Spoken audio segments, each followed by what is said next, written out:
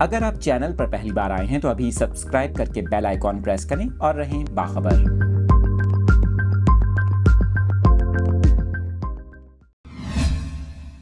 اس افسوسناک خبر کی تفصیلات اپنے ناظرین کے ساتھ شیئر کر رہے ہیں۔ جدہ سے کراچی آنے والی پرواز کی ہنگامی طور پر لینڈنگ کروائی گئی۔ ایویشن ذرائع کا اس حوالے سے یہ کہنا ہے کہ پرواز PA-171 کو کراچی ایئرپورٹ پہنچنا تھا۔ روانگی کے 1 گھنٹے بعد سعودیہ کی فضائی حدود میں طیارے میں ایک سوار مسافر کی طبیعت خراب ہوئی۔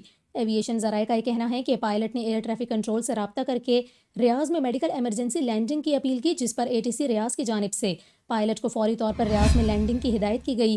ایویشن ذرائع کی جانب سے مزید بتایا گیا کہ ایئر بس A320 طیارہ ریاض میں لینڈ کیا، جس میں موجود مسافر کو میڈیکل ٹیم نے معائنے کے بعد مردہ قرار دیا۔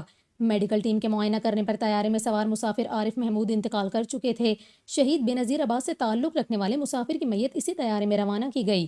یہاں پر آپ کو یہ بھی بتائیں کہ پرواز کو ضابطے کی کارروائی اور میت کی حوالگی کے بعد روانہ کر دیا گیا۔